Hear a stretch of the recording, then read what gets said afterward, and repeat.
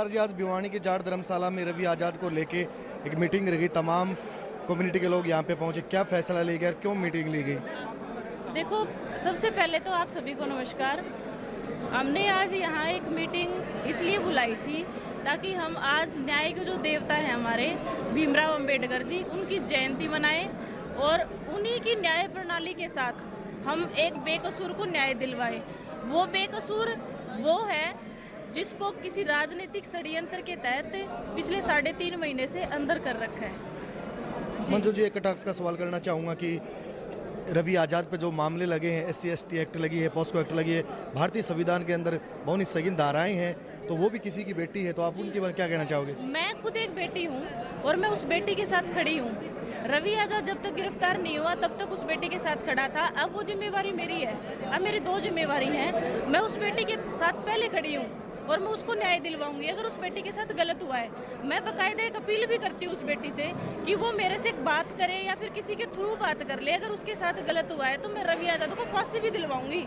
ये जेल उसके लिए काफ़ी नहीं है। लेकिन अगर न्याय रवि के साथ हुआ है, अगर गलत हुआ है उसको, तो उसको भी मिलना चाहिए, क्योंकि वो भी किसी घर का बेटा है, वो भी किसी का पति है, फिर उसकी भी मैं पत्नी हूँ, मैं भी एक बेटी हूँ, मुझे भी न्याय मिलना चाहिए।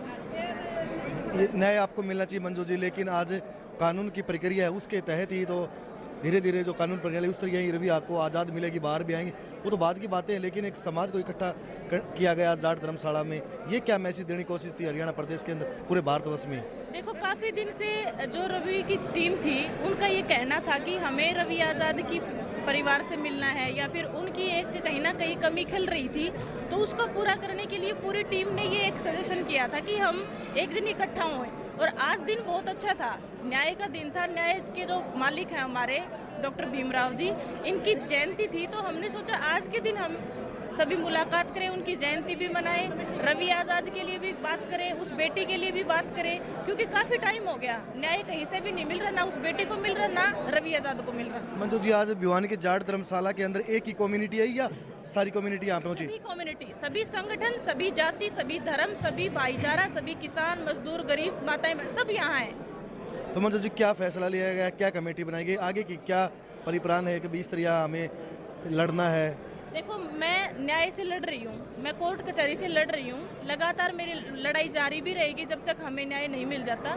लेकिन आज मैंने ये फैसला पूरी बिरादरी को दिया है, 36 बिरादरी को मैंने ये फैसला दिया है कि आप न्याय दिलवाओ, उस बेटी के साथ सबसे पहले खड़े रहो जिसके साथ गलत हुआ। अगर उस बेटी के साथ गलत नहीं है तो फिर मेरे साथ खड़े रहो, लेकिन न्याय आप करवाओ। चाहे वो न्याय हम पता है हमें अदालत से मिलेगा, लेकिन उसकी भी कोई प्रक्रिया होगी, कोई मान मर्यादाएं होंगी। अब सभी चीज़ें मुझे भी नहीं पता। रवि हमारा अकेले का घर का बच्चा नहीं है, वो समाज का बच्चा है। वो उस बेटी के साथ अब भी खड़ा है, अंदर गए तो भी उस बेटी के साथ खड़ा है। उसके मैसेज यही होता है, अगर बेटी के साथ कुछ गलत हुआ तो आप उसके साथ खड़े रहो, उसको न्याय तो दिलवाओ, कम से कम बात तो रखो।